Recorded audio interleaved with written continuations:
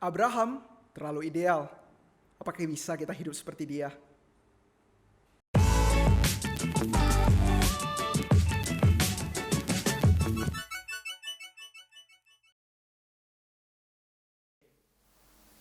Halo teman-teman semuanya, udah pada ngopi belum? Belum nih. Mau ngajak ya? Ya pas nih, saya mau ngajak kalian ngopi suatu yang sangat spesial hari ini. Apa tuh? Apa itu? Ya, ini ngopi yang berbeda dari biasanya. Pastinya kalian suka deh. Oh, kita keren lihat ini. ya. Ya, tahu nggak ngopi apa itu?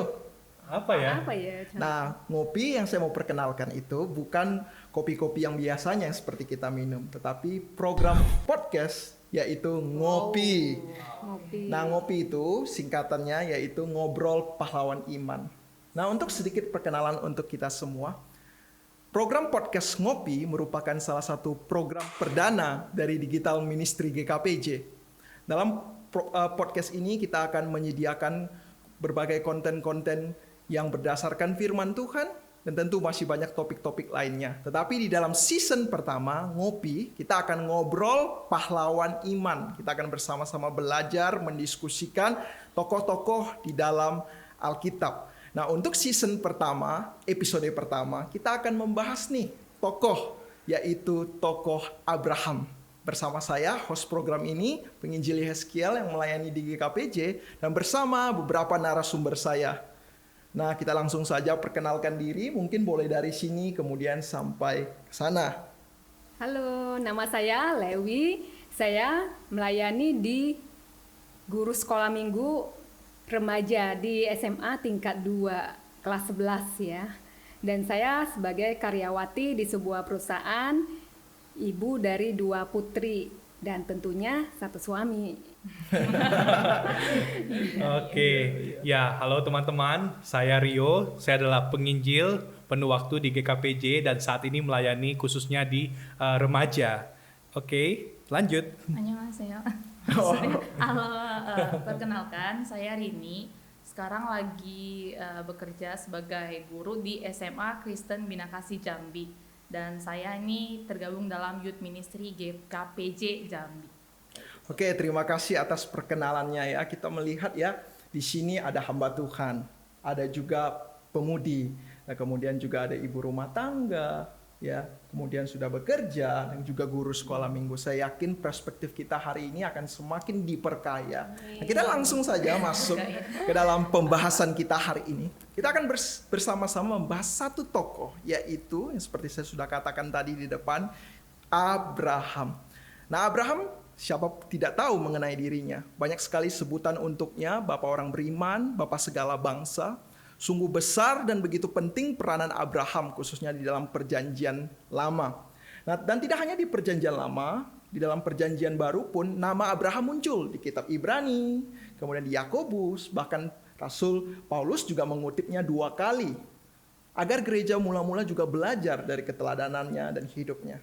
Nah, saya percaya Abraham tidak hanya memberkati orang-orang di zamannya dan juga gereja mula-mula. Tentu firman Tuhan, Abraham melalui kisahnya, teladannya juga akan memberkati setiap daripada kita. Nah, kita langsung saja akan membahas apa saja mengenai kehidupan Abraham, teladannya yang bisa kita pelajari. Nah, pertama-tama saya mungkin mau tanya kepada Chontau Rio, Mas, sebagai hamba Tuhan nih, yang belajar firman Tuhan, meneliti Alkitab. Nah, bagaimana Abraham di mata Chontau Rio? Apakah ada satu kisah yang begitu membekas dan melekat di hati Chontau Rio mengenai Abraham nih? Ya, bicara tentang Abraham, kita pasti tidak bisa tidak bicara tentang kisah ketaatannya ya. Oh, ketaatan. Khususnya ketika Tuhan memanggil Abraham, Tuhan katakan Abraham pergi dalam Kejadian 12 ya. Ya. Abraham pergilah ke satu tempat gitu kan ya. Tuhan tidak langsung kasih tahu kemana Abraham akan pergi, apa yang akan Abraham lakukan di sana, berapa jauh tempat itu. Tapi kita melihat bahwa ada satu ketaatan Abraham yang luar biasa di sini. Dia tidak tanya sama Tuhan, kemana Tuhan? Ataupun bilang, nanti aja Tuhan. Tapi dia pergi dan mengikuti daripada perintah Tuhan. Nah, itu sih satu hal yang mungkin sangat menonjol dari kisah Abraham dalam Kejadian 12 ini. Khususnya tentang ketaatan daripada Abraham itu sendiri, contoh. Oh iya, betul. Kisah ini saya rasa sangat penting ya. Nah, kisah Abraham dipanggil keluar dari kotanya. Betul. Nah, saya rasa ini bukanlah kisah yang hanya seperti kalau kita umpamakan zaman sekarang, satu orang dari pergi ke kota, satu kota ke kota lain, Benar. atau dari pulau satu ke pulau lain begitu ya. Nah, kalau menurut seorang sarjana Alkitab di Perjanjian Lama, kota ini memiliki satu konsep yang sangat penting. Nah, kota ini dikaitkan dengan keabadian, dikaitkan dengan kestabilan, dikaitkan dengan kemakmuran. Bahkan kota itu sering sekali equal dengan fondasi. Jadi makna seseorang meninggalkan kota sebenarnya juga bisa dikatakan meninggalkan fondasi kehidupannya. Ya, jadi Abraham dipanggil keluar itu sangatlah tidak gampang kalau kita boleh katakan ya. Kalau secara teologis kita boleh katakan dia meninggalkan fondasi hidupnya yang dianggap penting menuju suatu fondasi yang lebih tinggi yaitu Tuhan. Tetapi dari ranah manusia tidak gampang karena dia pergi ke satu tempat yang tidak diketahui kemana dia pergi. Betul. Bisa aja lebih buruk daripada sebelumnya gitu ya. Nah, contoh Rio, ada nggak pengalaman mungkin serupa bagaimana meninggalkan fondasi kehidupan yang contoh rasa itu sudah merupakan sesuatu yang enak, stabil, tapi ditinggalkan untuk fondasi yang lebih tinggi. Iya. Pernah nggak ada? Tentunya ketika bicara tentang pengalaman ketaatan ya, tentu dalam kehidupan kita ada banyak hal di mana kita merasa Tuhan meminta ketaatan daripada kita gitu ya. Seperti Abraham tadi, Abraham menurut saya adalah satu pribadi, figur pahlawan iman yang luar biasa. Mungkin bagi sebagian kita ketika kita diminta untuk taat kepada Tuhan, let's say lakukan hal ini, lakukan firman, kita bisa mengatakan nanti dulu Tuhan, enggak Tuhan. Mungkin kita bisa compromise sama Tuhan dengan banyak hal gitu ya. Nah, tapi saya belajar dari Abraham tentang kisah ketaatan bahwa ketaatan adalah harga mati. Nah, dalam kehidupan saya pribadi tentu ada banyak pengalaman di mana Tuhan menuntut ketaatan ketika saya percaya kepada Tuhan. Nah, mungkin yang saya mau ceritakan adalah yang paling besar dan paling mengubah hidup saya adalah ketaatan untuk menjalani panggilan menjadi hamba Tuhan. Saya menggumulkan panggilan itu sebenarnya ketika Tuhan izinkan saya masuk ke SMA, ada sebuah KKR di sana, Tuhan berikan panggilan kepada saya di sana. Dan sebagai anak SMA begitu ya, waktu itu waktu berjalan dan terus bergumul, akhirnya waktu lulus melihat teman-teman, wah pada daftar ke universitas ini, wah universitas bagus-bagus, semua mempersiapkan masa depan yang cerah gitu kan ya. Mungkin ya supaya nanti kedepannya dapat cuan banyak tentunya kan ya. Nah jadi tentu mempersiapkan yang terbaik, betul. Iya, mempersiapkan yang terbaik gitu. Sedangkan saya pun jadi seperti merasa, kenapa ya harus jadi hamba Tuhan? Kenapa nggak saya kerja aja ya? Mungkin ada banyak hal waktu itu yang waktu pada masa saya sebagai remaja terpikirkan gitu ya. Mungkin dalam tanda kutip sempat tergoda untuk pengen ikut-ikutan dengan mereka gitu. Kenapa harus jadi hamba Tuhan? Kenapa nggak jadi bisnismen aja? Misalnya seperti itu gitu ya. Nah tapi satu hal yang Tuhan ajarkan dan Tuhan terus ingatkan lewat firman, lewat saat teduh saya setiap hari bahwa panggilan Tuhan itu lebih berharga dari apapun. Dan itu yang terus meneguhkan saya hingga saya menjalani jalan ketaatan itu, menjalani panggilan menjadi hamba Tuhan. Dan ketika sudah masuk ke dalam sebuah seminari pun, itu bukan hal yang mudah. Di dalam seminari sendiri, kok rasanya jadi hamba Tuhan berat sekali. Setiap hari mesti bangun subuh-subuh, mesti ya tahu sendiri ya seminari di Indonesia kita tentu punya disiplin yang ketat. Kita harus belajar dibentuk secara karakter juga. Kita harus mengerjakan banyak hal, membersihkan banyak hal, bahkan tugas yang tidak mudah gitu ya. Jadi hamba Tuhan sulit sekali waktu awal-awal masuk seminari. Mungkin dalam hati saya waktu itu masih berkata seperti itu.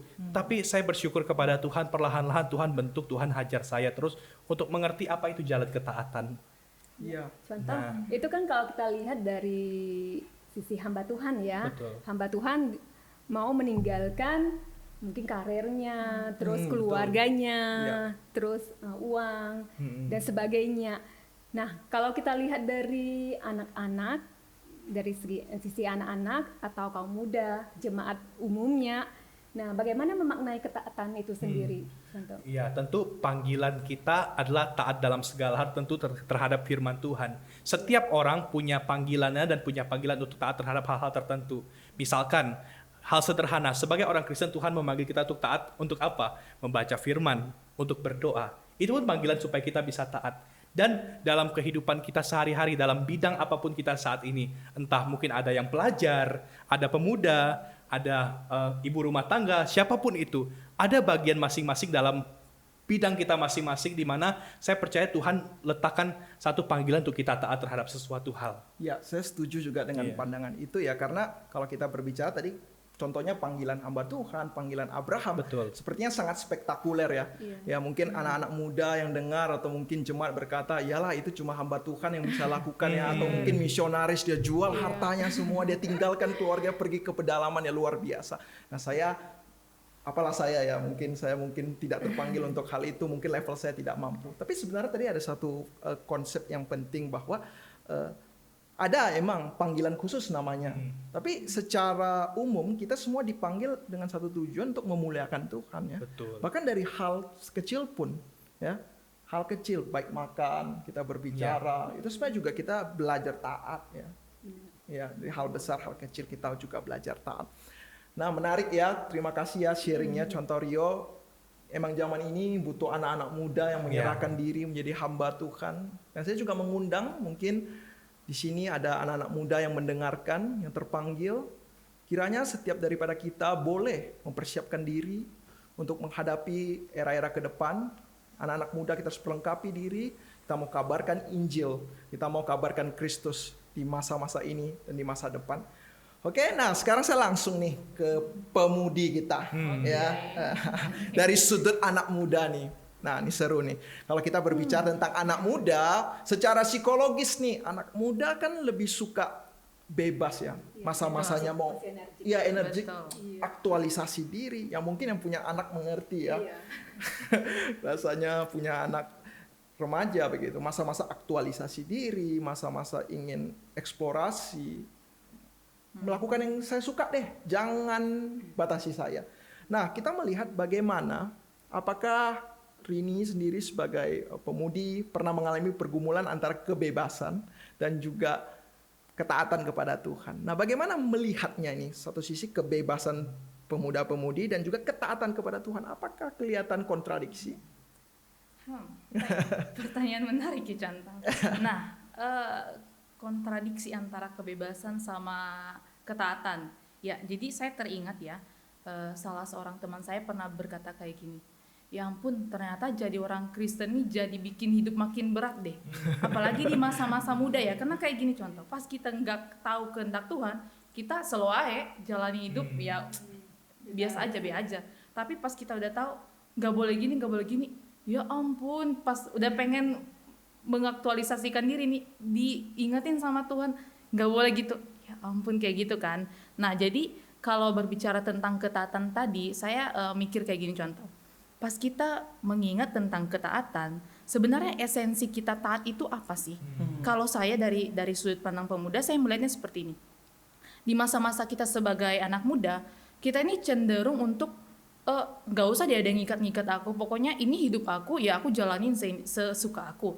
Nah, padahal Tuhan pengen kita taat bukan hanya sekedar saat teduh rutin, nggak cuma sekedar disiplin rohani, tapi Tuhan pengen kita terkoneksi sama Tuhan 24 jam sehari, ya kan? Jadi nggak ada yang namanya partial life, nggak ada yang namanya kayak gitu. Jadi ya every second gitu loh in our life itu ya milik Tuhan.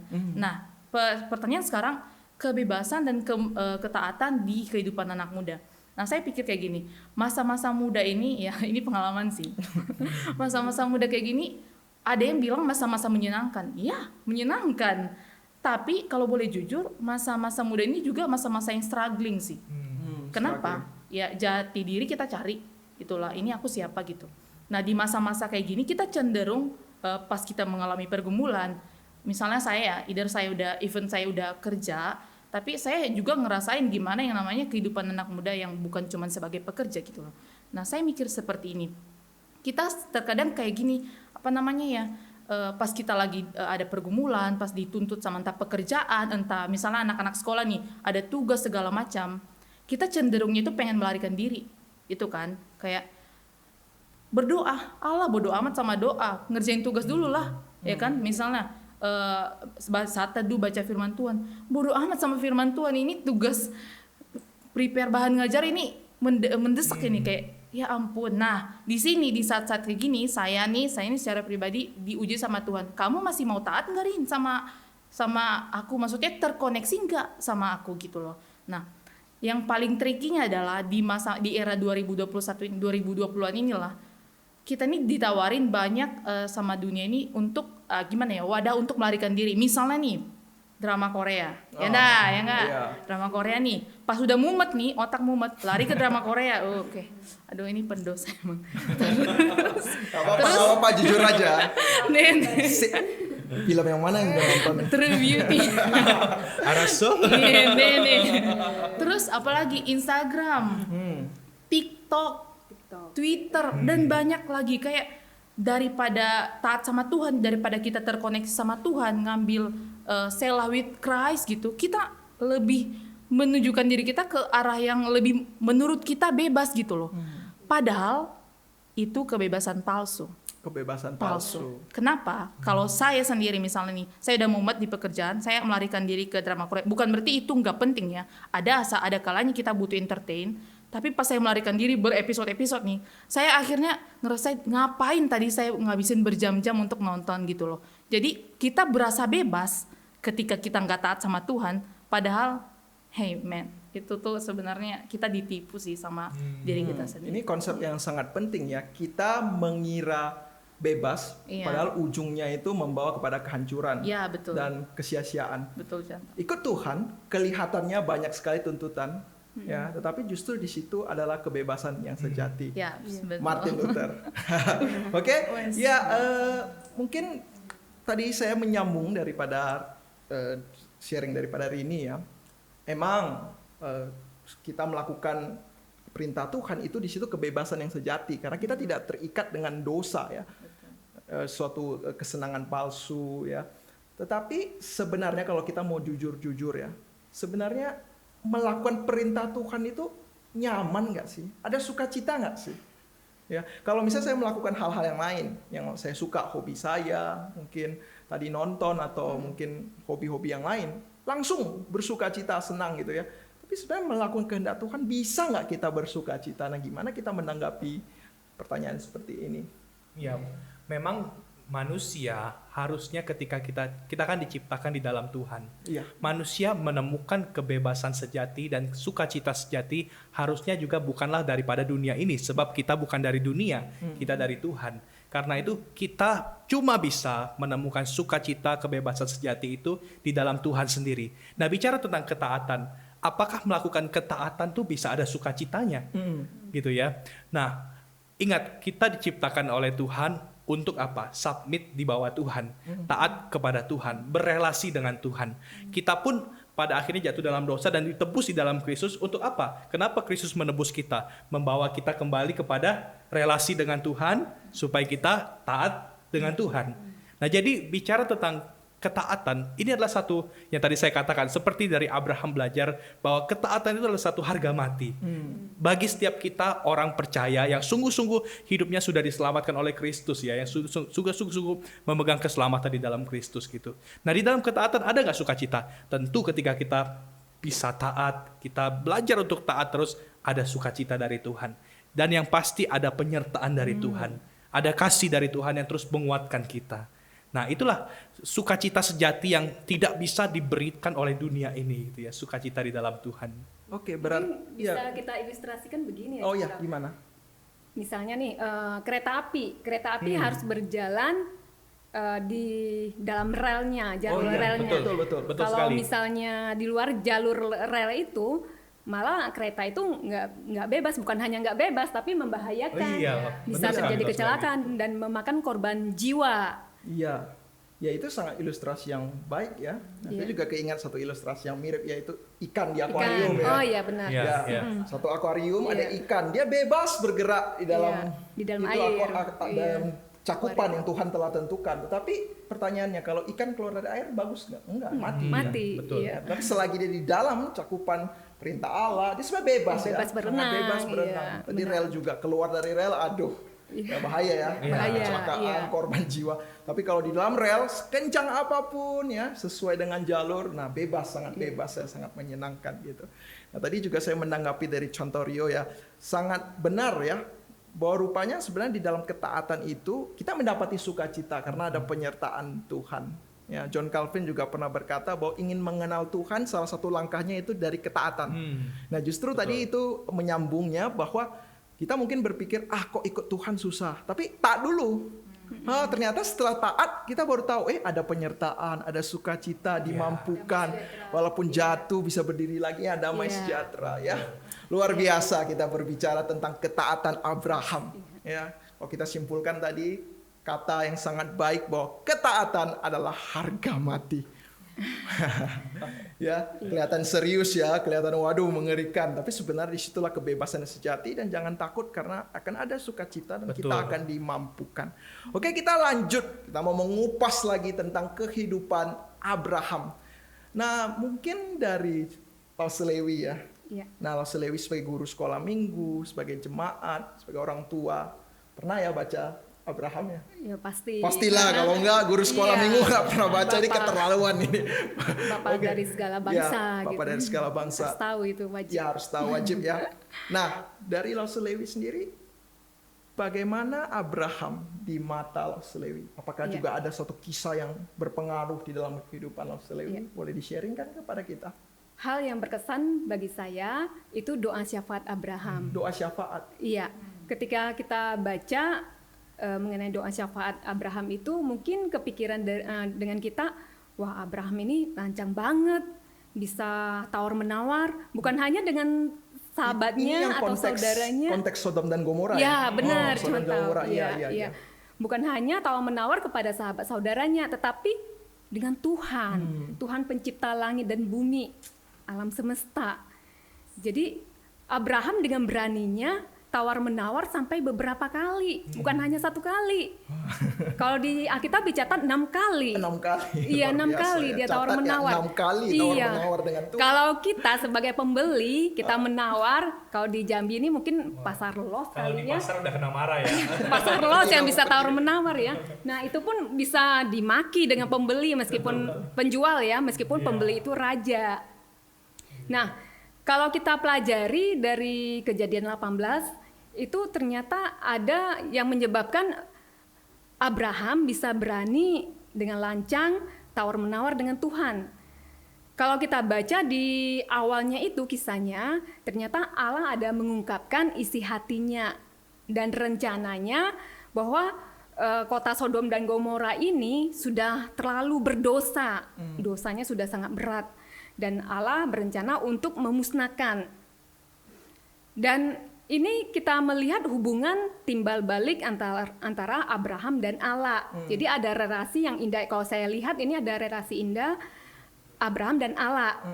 Sehingga Abraham ini bisa dengan berani berbicara, mengungkapkan segala isi hatinya kepada Tuhan. Jadi ada relasi. Saya teringat di kantor saya, kepala cabang sebelumnya itu ketika ditempatkan di Jambi, langkah awal yang ia lakukan yaitu membangun relasi. Relasi penting ya. Ya, build team. Jadi membangun relasi di mana kami karyawan diajak bermain di luar dari job ya. Bermain misalnya di akhir tahun ada acara tukar kado, terus games. Jadi kepala cabang kami ini menyiapkan barang-barang yang sangat menarik sekali. Yang tidak pernah kami lihat, yang lucu ya, yang lucu. Jadi bisa sebagai lelucon dan humor bagi kami. Jadi bisa membangun keakraban, kekompakan di antara kami. Dan ini merupakan salah satu cara untuk meningkatkan komunikasi antar sesama karyawan dan pimpinan. Jadi Dan udah nggak akhirnya segan lagi ya ngomong sama iya atasan bisa ya. dengan Nggak ada bebas. batasan-batasan lagi Dan ya. akhirnya itu juga mengarah ke produktivitas kerja. Oh, iya, Iya. Ya, sama dengan Abraham ya, dia memiliki relasi dengan Allah sehingga dia berani untuk mengungkapkan. Terus yang kedua, saya melihat Abraham memiliki keberanian untuk tawar-menawar dengan Tuhan karena ia begitu mengasihi orang-orang benar. Dia memikirkan orang-orang benar yang ada di kota Sodom Gomora itu. Meskipun itu tidak ada hubungan secara langsung dengannya. Tidak ada kepentingan ya. Iya, iya. Tapi dia turut memikirkan dan dia berdoa. Dia tahu apa yang harus ia lakukan. Dia mau berdoa bagi Tuhan. Dan ini merupakan pelajaran bagi saya, mungkin bagi kita semua ya. Ketika kita mendengar kabar buruk atau kabar duka, khususnya negara kita juga, gempa bumi Mamuju atau erupsi dan sebagainya. Apakah kita hanya menjadi pendengar? Apakah kita turut berempati dan kita mendoakan untuk sesama kita? Iya, ini menarik ya, ada dua aspek yang dinyatakan dari kisah tadi Abraham mendoakan orang-orang benar di Sodom dan Gomora. Yang tadi dikatakan bahwa ada relasi dengan Tuhan dan relasi juga dengan sesama. Nah, saya juga tiba-tiba teringat nih doa Bapa kami. Yesus mengajarkan doa Bapa kami ya, Bapa kami yang di sorga. Perhatikan dua kata pertamanya, Bapa kami. Nah, sebenarnya dari dua kata ini kita sudah bisa mendapati prinsip itu. Bapa berarti kan ada satu relasi, Bapak dengan anak ya, satu relasi ya ke atas ya dengan Tuhan. Kemudian Bapa kami mengindikasikan majemuk. Bukan sendiri, ya bukan Bapak aku yang di surga, Bapak kami menunjukkan sebenarnya doa itu tidak egois, ya. Sebenarnya dari doa Bapak kami kita sudah melihat kekayaan itu. Tadi juga dari perjanjian lama kita juga melihat dua aspek itu. Tetapi kita mau ngomong lebih realistis, ya berbicara lebih kepada hal-hal yang bersifat nyata ini, ya pragmatis lah sedikit ya. Saya pernah mendengar orang berkata seperti ini. Saya sudah mendoakan dia bertahun-tahun, tetapi tidak ada perubahan. Begitu aja. Kemudian saya juga sudah berdoa ini, itu, tapi tidak ada dampak kepada orang tersebut. Nah pertanyaannya, masihkah kita menghabiskan waktu untuk mendoakan orang lain? Toh juga Tuhan nggak jawab, toh tidak ada dampak gitu. Nah bagaimana kita menghadapi pernyataan-pernyataan seperti ini, orang yang berbicara tentang hasil, ya tidak ada dampak begitu mendoakan orang lain. Ya mungkin sebagian dari kita akan berpikir apa untungnya untuk saya gitu ya. Pragmatis capek banget kan. Sudah capek nyebut nama dia, nyebut pergumulan dia, nggak berubah lagi kan ya. Nah mungkin sebagian dari kita berpikir dari aspek pragmatis, dari untung atau rugi ya. Tapi sebenarnya gini loh, kembali lagi bahwa ada untungnya nggak buat kita. Kalau saya mau bilang dari segi keuntungan, ada untungnya buat kita. Apa untungnya gini ya? Dari doa kita, pertama kita tahu orang Kristen dipanggil untuk berelasi dengan Allah. Doa adalah wujud relasi kita dengan Allah. Nah itu yang pertama. Yang kedua, dari doa kita kepada Tuhan, ketika kita berdoa untuk orang lain, kita semakin hari Tuhan ajarkan untuk apa? Semakin peka dengan orang lain, semakin bisa mengerti apa yang orang lain rasakan. Itu juga keuntungan kedua. Dan yang ketiga dari doa gitu ya, bisa saja ketika kita mendoakan orang lain, Tuhan meletakkan beban misi dalam hati kita. Dalam artian apa? Orang ini butuh Kristus ya. Dan bisa saja lewat doa kita bagi orang lain itu Tuhan menggerakkan kita untuk bisa memberitakan Kristus kepada dia kan. Jadi bukan berarti mendoakan orang lain itu nggak ada untungnya. Tapi secara pribadi bagi kita pun ada keuntungan-keuntungan yang kita dapatkan tadi. Relasi kita dengan Tuhan semakin erat, kita bisa semakin memahami orang lain, kita pun Tuhan bisa berikan kita satu hati misi yang semakin lebih lagi untuk melayani dan menjangkau banyak orang. Ya ini aspeknya sangat kaya sekali ya. Ternyata kalau kita pun mau adu secara pragmatis untuk rugi, justru yang kita rasa nggak ada dampak, ya rupanya begitu banyak dampak ya yang positif yang kita dapati saat kita belajar mendoakan orang lain. Dan tadi ada satu hal yang sangat penting juga ya, ternyata doa itu ada aspek misiologis ya, misi. Jadi selain kita pergi ke pedalaman ya, kita melakukan aksi bantuan sosial, sebenarnya kita bisa memulai dari doa ya. Jadi kita melihat orang susah di sekitar kita doakan dia. Kita melihat dari TV ada orang-orang yang butuh doakan, kita doakan. Ya, itu juga ada satu aspek misi gitu. Apakah ada tambahan lain yang mungkin? Contoh, saya punya perspektif lain sih tentang perspektif yang berbeda. Wah, ini pasti lebih seru nih. Nggak, jadi kayak gini, kalau kita tadi mikir kita doa untuk orang lain, benefitnya buat kita kan. Nah, tapi saya mikir gini, kalau kita doa untuk orang lain dan orang itu nggak berubah-ubah nih, udah capek nih kita nih sampai busa-busa. Ada pengalaman nggak? Jadi ya sangat passion, ya itu passion saya ya. Enggak. Jadi kalaupun orang itu nggak berubah sesuai dengan yang kita doakan, ya that's okay. Mungkin itu nggak mengubah dia, tapi itu mengubah kita, si pendoa. Ya, menarik ya. Maksudnya apa? Gini, misalnya nih, kemarin ini kan lagi bulan kasih ya katanya ya, Iya. ya bulan Februari. Jadi kemarin saya ikut ada satu persekutuan pemuda juga dari komunitas lama, bahas tentang the hardest love. Jadi kasih yang paling sulit bagi kita itu ya salah satu aplikasinya doain orang yang bener-bener kita benci, either itu karena dia nyebelin atau yang bener-bener orang yang kita harap untuk berubah, kita doain sungguh-sungguh nih sama Tuhan, dan capek-capek kan kita doain. Nah gini, mungkin kita ngelihat, wih Tuhan aku udah berdoa bertahun-tahun tapi kok aku nggak ngelihat ya ini orang berubah. Misalnya nih saya nih belajar dari mama saya sih, contoh ada saudara-saudara gitu yang pun menyebalkan sekali, kenapa ya, dan didoakan berkali-kali tidak ada perubahan. Terus mama saya bilang kayak gini, oke, mungkin nggak apa-apa, mungkin ya doa ini tidak mengubah dia, tetapi doa ini mengubah kehidupan mama. Terus ya waktu itu saya nggak mengerti, tapi seiring berjalannya waktu saya mikir kayak gini, oh ternyata benar, ketika akhirnya fokus doa kita itu bukan untuk mengubah orang lain, karena kalau kita ingat ya, nggak ada kok manusia yang bisa mengubahkan orang lain, ya ada, Ya, cuma Roh hanya Kudus Tuhan. kan yang Ya, bisa mengubahkan betul. orang lain.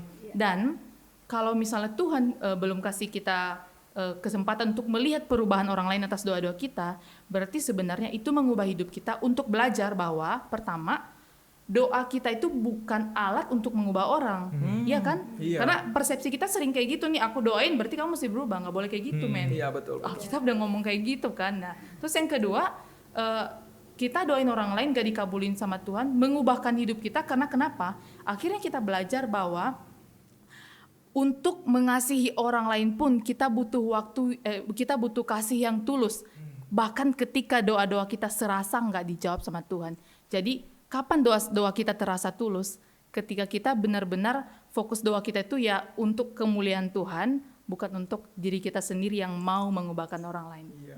Tadi mengenai alat nih, saya tadi kamu ngomong begitu, saya langsung muncul imajinasinya. Kalau misalnya kita doakan orang gitu, langsung terjadi, mengubah, berubah, itu betapa kacaunya begitu ya. Saya doakan Contorio, semoga Contorio berubah menjadi A. Kemudian langsung berubah jadi A. Dia langsung bilang contoh Y, skill menjadi B. Saya berubah jadi B. Ya, kemudian apakah saya doakan saya jadi C lagi, saya jadi C. Jadi kacau dunia Iya, gitu loh ya. betul. Bukan seperti alat gitu. Ya itu satu hal yang sangat penting ya. Dan kemudian ada tadi perubahan paradigma ya, paradigma shift saya lihat bahwa ternyata yang diubah ya mungkin bukanlah lingkungan atau situasional dulu. Tuhan mungkin mau dari doa itu ubah kita dulu. Betul. Ya. Dari doa kok nggak dijawab ya, semakin sabar. Kemudian doa nggak dijawab, semakin berpikir tentang Tuhan, tentang diri saya. Banyak hal yang dipikirkan gara-gara itu begitu loh. Ya, poin yang sangat baik gitu ya. Nah, saya juga punya satu perspektif yang lain nih. Tadi tiba-tiba juga kepikir setelah kalian menyatakan perspektif kalian mengenai doa. Nah, tadi doa yang tidak dijawab, saya mendoakan orang lain kok tidak dijawab. Kita biasa langsung protes ke Tuhan gitu loh. Tuhan kok nggak dijawab. Tetapi terkadang kita perlu evaluasi diri dulu dong. Jangan-jangan doa kita tidak dijawab karena doa kita salah. Ya kan? Doa kita salah gitu loh. Nah, saya ingat nih ada saudara kembar saya. Saya punya saudara kembar ya, penginjil juga, seorang hamba Tuhan bernama Yeremia. Ya. Saya ingat dia itu pernah berkhotbah di bagian ini, yaitu doa tentang Sodom dan Gomora itu ya, mendoakan orang benar. Saya ingat waktu itu khotbahnya itu saya mendapati banyak berkat ya, begitu dalamnya, dan ada satu konsep yang sangat penting yang dia katakan. Saya ingat dia berkata demikian, bahwa orang Kristen harus belajar bagaimana berdoa di dalam motivasi yang benar dan landasan yang benar. Nah, ada 3 landasan. Satu, kita pray according God promise. Ya, kita pray according God will. Dan yang terakhir, pray according God nature. Nah ya, poin pertama dan kedua, berdoa sesuai dengan kehendak dan juga janji, itu sudah umum. Mungkin kita sudah lakukan. Oh, saya berdoa sesuai dengan apa yang janji-janji firman Tuhan nyatakan deh. Firman Tuhan bilang begini, ya kita berdoa akan hal itu. Kemudian tentang kehendak Tuhan, ya kita percaya. Doa pada ujungnya bukan bicara hasil. Ya, bukan bicara hasil, karena jadilah kehendakmu, bukan kehendak saya. Itu kan doa orang Kristen kan. Kalau jadi kehendak saya, wah itu bukan doa orang Kristen, itu patut dipertanyakan. Tetapi yang ketiga tentang nature, ya tentang doktrin Allah, ini kadang pembahasannya tidak begitu mendalam. Nah, kalau kita berbicara tentang natur Allah, doktrin Allah, di pikiran kita apa? Paling God itu apa? Omnipresence, maha hadir, ya. Omniscience, maha tahu, ya. Nah, kemudian apa? Omnipotence, ya, omnipotence, maha kuasa. Ya, sehingga konsep kita berdoa, saya berdoa Tuhan tahu, Tuhan dengar, dan Tuhan sanggup sampai begitu ya.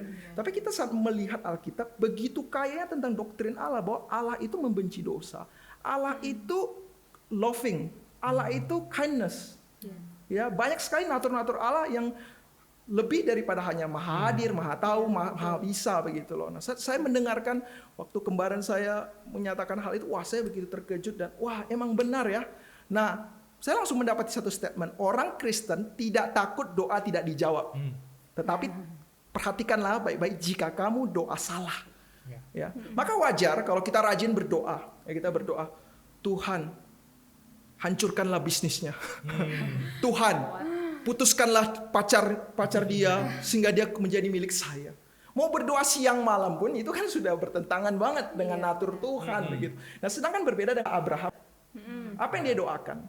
Sesuai dengan janji Tuhan dan kemudian kehendak Tuhan, karena Tuhan mau juga menyelamatkan. Kita tahu kan di dalam Alkitab itu narasi.